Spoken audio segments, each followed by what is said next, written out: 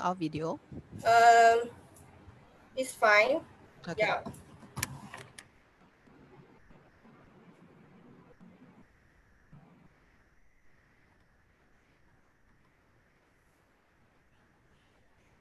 Okay, it's live on Facebook already.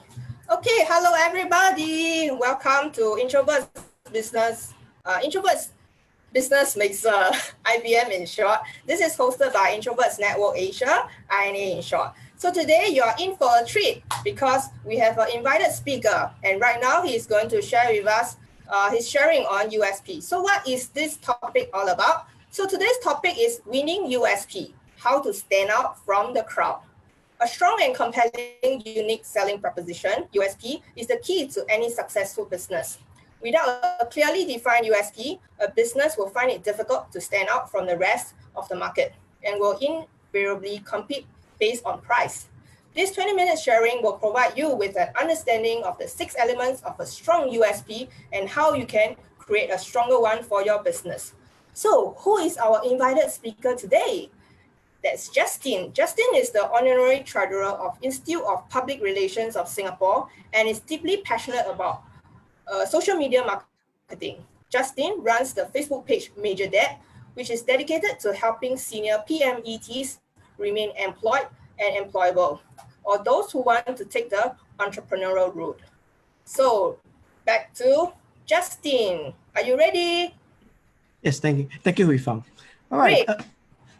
All right, thank you, everyone. So thank you for the fantastic introduction. Makes me very shy. So let me start on my timer first. All right, so USP, right? How all this began, as I said, was that several years ago, in 2015, I'm actually a communications trainer, and I go around teaching people how to communicate better. Over the years, I've been sent overseas by various government agencies to help our regional partners build their marketing capabilities. So I've trained the equivalent of our EDB for Malaysia, Sri Lanka, Brunei, as well as Myanmar. Right, I've helped them actually develop their marketing strategy to actually sell and stand out from the crowd. So over the years, what happened was I realized that to really stand out from the crowd, there must be something that makes you different. Right? And I think it's no different for all the trainers out here or all the business people out here. A lot of times we have passion, we have interest, right? We're going to set up a company. But a lot of times, we know that it's not that simple. I mean, most of you are in business, it's not so simple. Passion alone, having the desire, having the willingness, having a good product idea is not the key to success. Right? So this is actually some ideas for you to consider. So on screen here, you see this basic picture, right? You see a picture of Jack Ma on Forbes. But actually, it's just to catch your attention.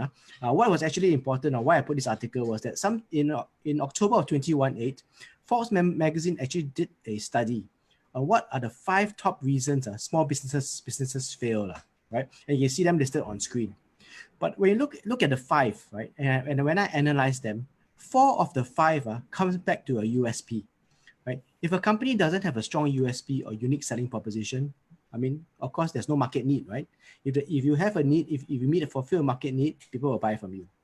Second thing, they say not enough cash flow or not enough capital. Similarly, if you have a strong USP, people see value in your product, people will buy your product. And therefore, when you have cash coming in, you can continue to survive. Not the right team to me is the one of the reasons that doesn't fall under USP. Competition pricing comes back to USP. Right? I think as Hui Fang mentioned earlier, and as I mentioned earlier, if you don't have something different, you have no choice but to compete based on price. Right? Many of you some of you are trainers, some of you are businessmen. Every time people ask you for a discount, you try to struggle and try to give reasons, right? But at the end of the day, you realize if you don't give a discount, then they'll go to somebody else. So if that happens to you, then you know that basically you don't have a strong USP. Right? You don't have something different to make people choose you over your competitor. So similarly, like I said, it's about pricing, right? At the end of the day, it comes to pricing. And if you don't have the USP, everything's about price. You go down to the supermarket or you go down to any sale now, right?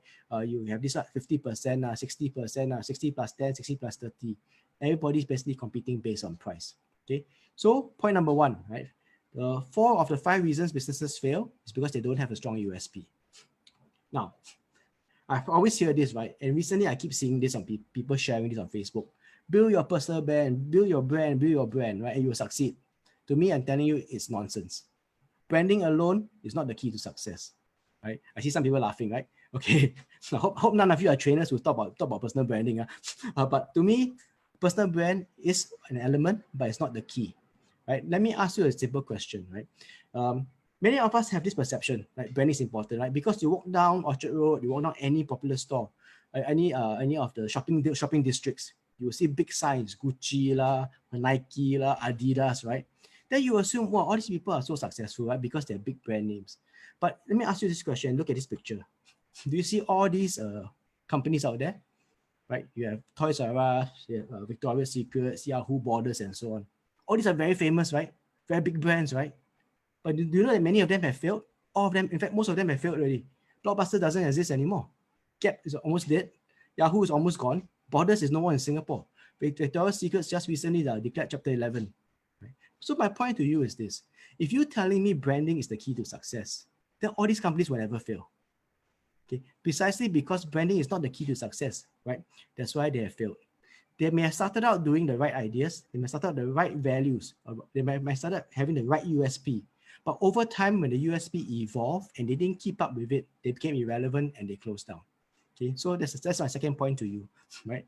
Branding is important, but branding is not the key to your success. So this is basically what I'm trying to share with you at the second point. Then I bring you the next point about why USP is important, right? And I always share this example. All you need to do is walk in the shopping center, right? I live in the east, so I always go to Parkway Parade. So for example, if I want to drink coffee, right?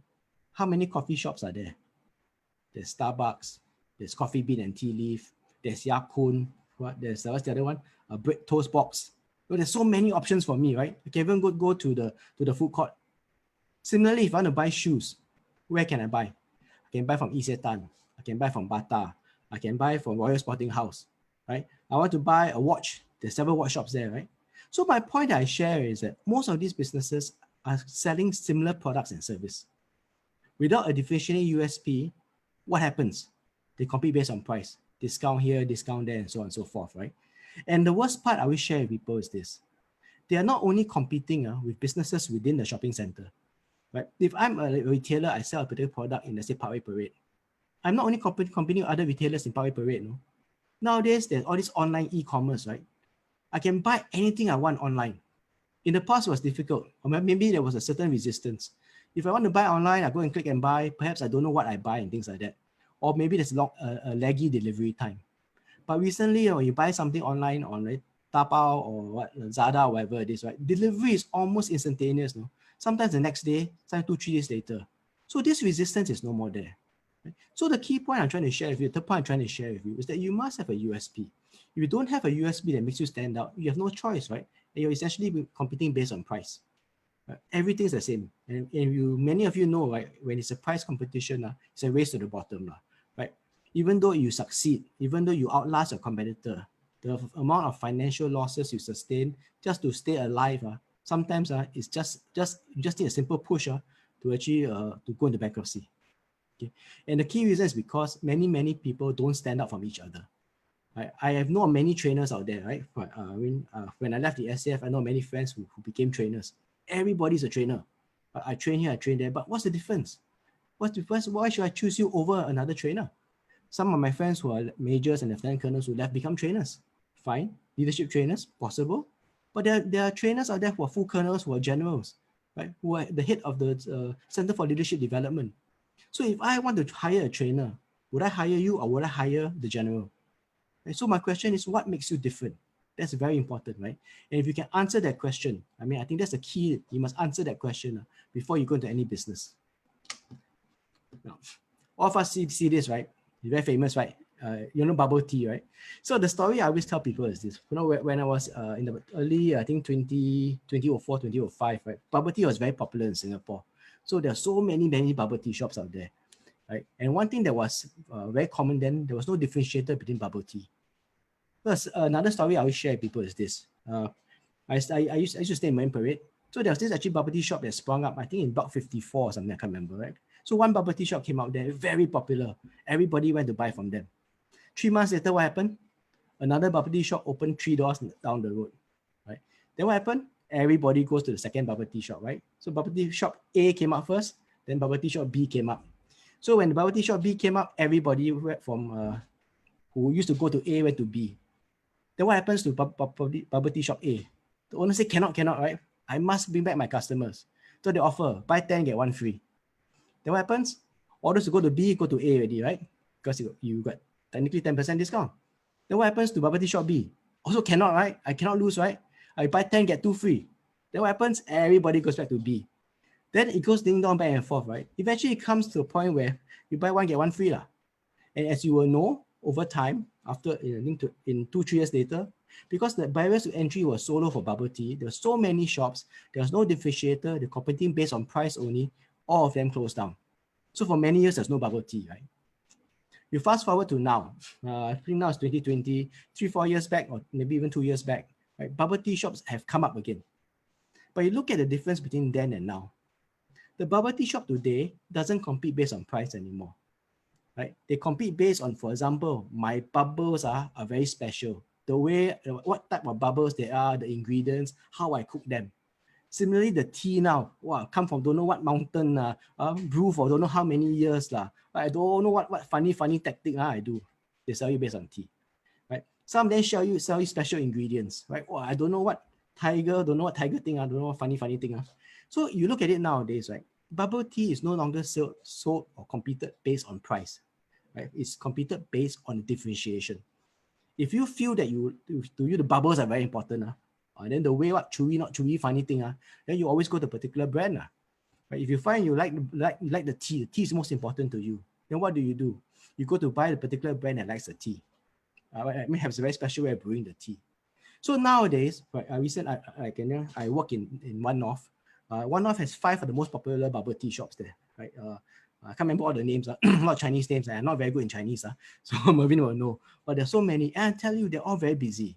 Right? They're no longer, and they're all not cheap anymore because they have a differentiator and they meet a certain market. No. So the point I'm trying to share with you, if you are able to differentiate yourself sufficiently from your competitor, and the customer wants or needs what you have, then they have no choice but to choose your company, right? So a USP is something that allows you to have better prices or higher prices and better margins. And then that's fundamentally one of the key points I think you all must realize. Separately, of course, if you have a USP, you have marketing options, right? Nowadays, if you're all the same, you see all the ads all on sale. It's always a sale, right? But if your product is different, you market based on your differentiation, you market based on particular need, and then you have more marketing options, right? So this is generally what I'm trying to share with you, right? At the end of the day, it's about options. And if you don't have a USP, it comes down to basically the price and perhaps other convenience, right? These are 2 things that people normally try to sell on. Okay, so I give an example also. This is myself, my LinkedIn page. If you see on the right, then this was my previous job. So I was actually working in the government. If you know that there's some companies called like alpha sites and so on, so they go around looking for consultants to come and share information with them. Right? If you work in a company, they want to do some market research, they will approach you to share certain information. Of course, it's non-proprietary, but you share general information, but they generally want a certain insights that you can gain. So this company approached me and said, hey, Justin, you're in this company, you're in this organization. Can you share a bit with me about how the government makes decisions? Right? So I said, fine, as long as nothing sensitive, nothing secretive, I can just give you general ideas, right? What I know, as long as you don't demand that I give you sensitive things, I'm okay to share with you some general information. Then after everything, he talked through, decided, say, okay, very suitable. I think my client will be interested in you. Then next question, let's talk about price. So he asked me, how much do you charge per hour? Then I look at it, I did some market research. I said, fine, $300 an hour. Right? You want this information? $300 an hour, I will talk to your client. Well, then the guy very shocked. Can't tell me, no, cannot. Normal people ask $100 an hour only. Even then, very difficult. Then if you ask for 300, you will not get the job one. Then I sat there, I realized, I thought about it. Then I reflected. What the information he wants, there are very few people who can give this insight. Right? So no, I said very clearly, you want, it's this rate. You don't want, it's fine with me. It's okay with me, right? Then he said, okay, no, then he, of course, he gave me that black face, all that kind of nonsense, right? And I said, take it or leave it, right? Bottom line, I'm not interested in anything less. So one day passed, he called me, hey, Justin, my client will take you. My client will want to talk to you. So on the top left, I show you something. I was paid $225 for 45 minutes of conversation. Okay. So I share this with you is because I want to tell you that you must know your value. You must know your differentiation. If you have something, right, that nobody else has, or you have something that very few people out there have, then your competitor cannot do it. Then your client have no choice but to pay you your asking price. Okay, so you all need to consider this about USP. Right? I don't know whether I have time to share much, but USP can either be created or it can be inherent in you. So for me, I worked 4 years in this government job, so it's inherent in me. Right? But if you don't have this, then what can you create to market yourself so that you have a differentiator that nobody else has? Okay, I think that's something else you need to consider. Okay, now I got about, I think, 6 minutes more. I'll try to cover some myths with you. So I always believe that there are many myths about USP, but there are four main ones. But I don't think I have time to share all four. So maybe I'll share two with you. Right. So to me, these are the four myths that are very common. Right? People always say, superior marketing can overcome a poor USP. That one, no, cannot. Many companies have spent a lot of money, they still fail. Okay? So money will help a poor USP. Second, people say, do branding. Wow, focus on building a brand. Very strong brand, very important. Example I shared with you earlier, not true. So branding cannot be USP. You cannot build your business USP around your brand, but you should build your brand around your USP. Okay, so it's something to think about. The third thing is about USP is universal, and the fourth point is about USP being permanent. So let me go quickly into this point number 3 and point number 4. Okay, universal USP. Let me show you a few example. Some of you who live overseas will know that laundromats are very popular in the US. Right? Everywhere the unit is very popular. So in Singapore, you have sprung out some laundromats in Singapore. Right? I've got friends who set up this business and they are failing. Right? I tell them for a very simple reason. Right? You must understand the fundamental difference between the US and Singapore. US people don't own their houses. People in the US, they change jobs. They actually have to move house. Right? In Singapore, I served in the army for many years. I think I have about total 11 or 12 different units. But I stay at one house. Anywhere I go, I always go to the same house. So in the US, buying a washing machine is out of the question. It's big, it's heavy. Each time I move, I got to pay for transport cost, not worth it. But in Singapore, I stay at home, I have it. So a USP is not, in a sense, universal. What works in some place might not work. So similarly for your business, right? What works in a particular industry might not work in another industry, right? So you need to remember that. Okay, the next thing I want to share, the fourth myth, is about permanence. USP about being permanent. It's also not true. Okay, there's this Toshiba, right? I'm sure all of us know about Toshiba laptops. So I share examples that I had opportunity to have very good conversation with the head of strategy for Toshiba several years back, Toshiba laptops. So when I asked them, hey, what is a Toshiba's USP? Right? The answer to me was very simple. Oh, Toshiba, very proud. We produce laptops that last very long, at least 10 years. Right? So my point to them was very simple. I shared, right? In the past, when laptops first came online, durability of laptops was a concern. You buy one, you're not sure whether it lasts very long. So being durable, being long-lasting is very important, right? Second thing, I said nowadays, any laptop I buy, even the worst China brand, the cheapest China brand, can last me 3-4 years. Right? So durability is not important to customers anymore. Then second thing I shared, you know the cycle of the chips, the Intel chips, right? And the programs, right? It's almost 18 months. Every 18 months or every 1 year, there's a new chip. So you tell me a laptop I can last 10 years. No use one. No. After 4 years, 5 years, my software all cannot work anymore. Right? So the USP of having a durability is no more important. So the point I'm trying to share with you is this. Your USP must constantly be updated. What made you successful today will not make you successful tomorrow. And what makes you successful tomorrow will not make you successful the day after tomorrow. So many people fail because they still stick to a certain USP. So Kodak is a classic example, right? They refuse to change. Right? So things like that, right? I think there are a few other examples out there. Okay, so I've come to this point, and I think there are several others that I want to share with you. And I think the most important one you want to hear is this. What are the 6 elements? So those are some teaser to give you some info. But of course, there's much more details about it. But what are the 6 elements? 6 elements identified are these 6 things. First of all, you need a USP that's unique. Common sense, right? 废话, right? Must be unique, right? But there are many examples of how to be unique. But first is unique. Second thing, you need to target needs and not wants. Right? This is very important. You know COVID-19, right? Many of the businesses closed down or start struggling now because many of them were targeting once. And when you have no choice and your budget is cut, what do you spend on? You don't spend on wants, you spend on needs, right? So your USP ideally should target needs. The third point is market size. Don't be so niche and so specialized that your market size doesn't exist. Right? I got examples I can share that you can target and capture 100% market. And at the end of the day, you only have 10,000 in sales every year. Right? So you need to make sure that whatever niche you do, whatever USP you develop, has a significant market size. Right? If not, it's not worth it. Right? The fourth point, of course, demonstratable. Many people talk about USP, best service, that kind of thing. What is best? Very subjective, right? Everybody who say the best, which company tell me I give bad service? Nobody will, right? And how do you differentiate? Right? In the past, when service was an issue, service was very low quality. Having good service was a differentiator. So last time, I got 5-star hotel, that kind of thing, right? People are very good. I go 5-star hotel. But now practically every hotel is 5-star. Right? Last time, even Ritz-Carlton, very special, go there, very good service. But then again, everybody has elevated their standards. So how does Ritz-Carlton continue to stay different? It's not easy, right? And service also very subjective, no? If today I make you very happy, service very good. The moment you ask me something, I say no, service is very bad, right? It's normal, right? I mean, Mervin may not agree with me. Same for the MP, right? Every time, I never ask you for anything. The moment I ask you something, you say no, means you're no good, right? Okay, anyway, so moving on, right? So as I said, it must be something that's demonstrable, people can measure. It's a good USP. Of course, the fifth point is be defensible, right? You must be able to defend your USP.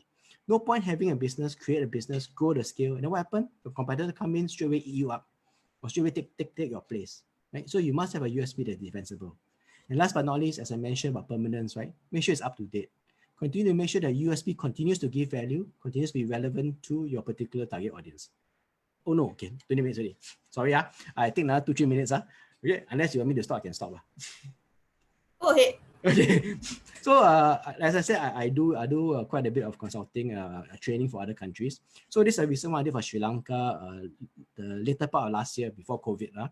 So when I went there, I talked to the Export Development Board. They tell me they want to target 4 different kind of products. Talk about tuna, shipbuilding, herbal tea, turmeric. Apparently they tell me their tuna is the best. Right? I'm like, wow, okay. I only watch TV and I only know the US got these tuna wars. So I always assume tuna in the US is the best. But very not true. So they tell me because of whatever it is, tuna in actually Sri Lanka is the best. Stay fine, whatever it is. So anyway, as I work with them, the team that actually one of the team presented this to me was they want to market turmeric. Right? So how do they use the framework? So when I talk about turmeric and how they find something unique, first of all, they tell me what's unique about the turmeric is because of the quality of soil, because the ideal climate, the turmeric is the best. So fine, it's unique, right? You think about it, soil and climate, very few countries can match. No, of course, I give it to them. Second thing I said, turmeric, who want to buy? Is it a want or a need? It is, hey, turmeric prevent cancer, why no? Oh, cancer, very good, right? It's definitely a need, right? You know, there are many cancer, many people getting cancer nowadays. And if you can prevent cancer, I think that it's definitely a need, not a want. Then I say, okay, fine. How much? How many people will buy? They say, hey, market is $1 billion US. No, the global market size for cancer prevention. So, wow, that's a fantastic market, right? Even you capture 10%, it's fantastic money for Sri Lanka. Then I say, okay, can you prove it? Definitely. Scientific research by World Health Organization, by universities have proven that turmeric prevents cancer. Fantastic, good. Then how do you defend it, right? Everybody can say, right? Oh, we will then have IP rights, our formula. We will have a certain way to actually produce it and we'll make sure it's a trade secret. And we'll build a strong brand around this USP. Fantastic, right? Makes sense, right? And last but not least, how do you stay up to date? They say, oh, they'll continue to use R&D to improve the formula. So this is an example of how the Trade Development Board of Sri Lanka uses this model that I shared with them. And I think you all can do the same for yourselves, right? How do you then brand yourself, or how do you then market yourselves based on your USP? So you go through this framework and think about it. Okay, I know it's very rushed. For your information, I'm having a more detailed webinar. I think Mervin knows on the 29th of August. So if you're interested, please let me know if you can find out.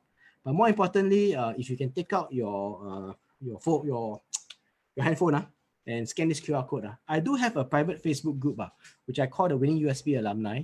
So anybody that I shared this with and I encourage them to join this group, and then we can continue the conversations there to actually know better about USP. Right? I think this is something very important that I want to share with you all. Okay, I think that's it, right? Okay. If you haven't sent, please go and scan. I taken 23 minutes. Sorry about that. All right. Thank you. Questions or anything? Any questions? Thank you very much, Justin, for your sharing. Up next will be the Q&A. Are there any questions from, I want to say, any questions from the floor, but any questions in this room? I got a question actually. Okay, great. Imran, shoot. There was a very interesting point you mentioned about the Sri Lankan market size, because the comparison was actually about the market size for cancer instead of the market size for demand for turmeric. No, so based on their study and research, what they are saying is that the particular I can't remember what it was, the particular type of cancer that turmeric presents, right? Their analysis is that it's a worldwide market size of $1 billion. So it's not turmeric in general, but to prevent that particular type of cancer. Yeah, that's the part that's interesting. Like you're using the market size for cancer to. No, it's not cancer in general, no, but one particular type of cancer. So I can't remember what it was, but they did their research, right? So I gave it to them. I mean, I don't know how true the data is, but I mean, the point is that it must be significant, but if you can justify and you think it's significant, then I give it to you, right?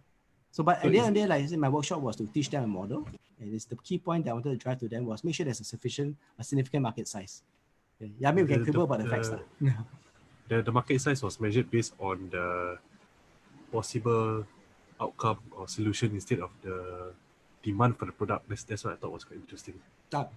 But it is something, if they think there's a demand for that particular service or that particular need, then of course you need to sell that need. Yeah. Thanks for the comment. Are there other questions or comments? Yeah, I got a question for you actually. It's on your USP strong point model, the point number 2, which is target needs, not wants.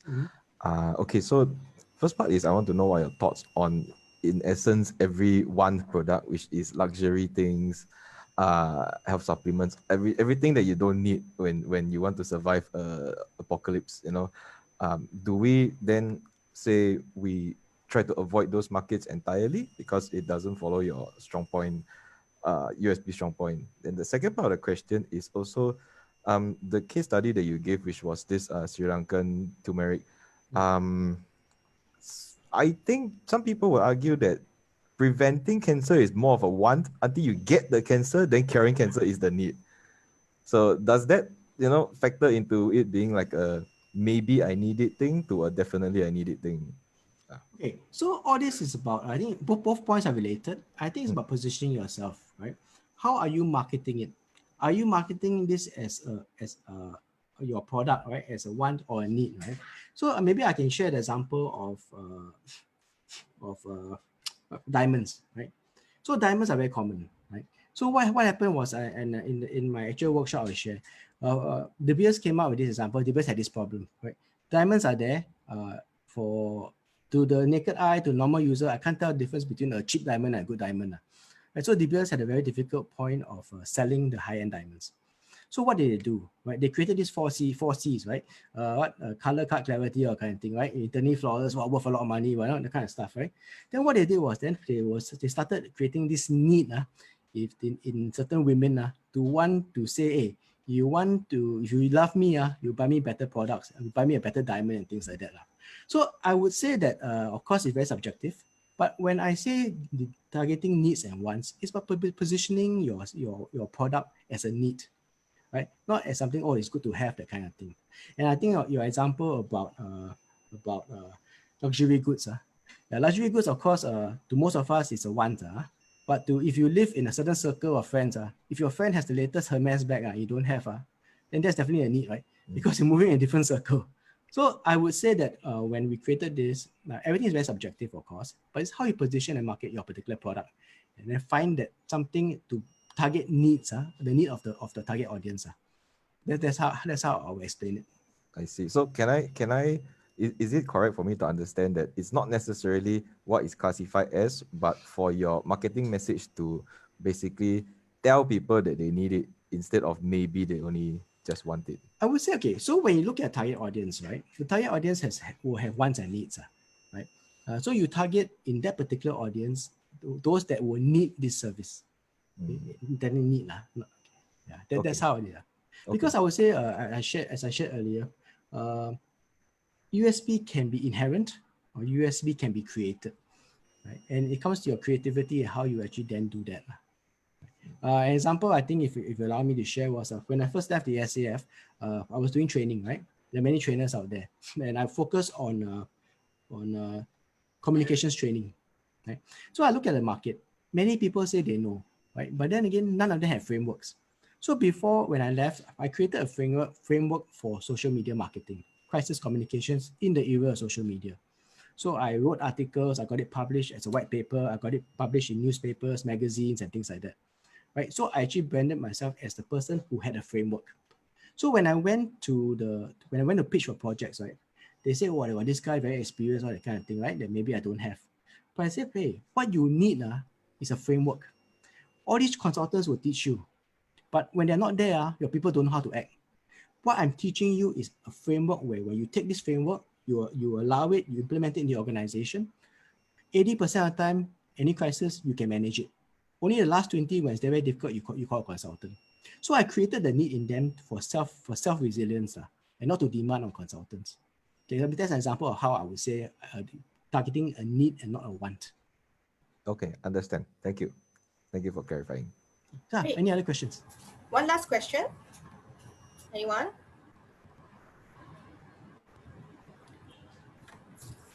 If not, I'll close this segment. Yeah. Thank you, everyone. Okay, great. So I'll stop the live streaming from here.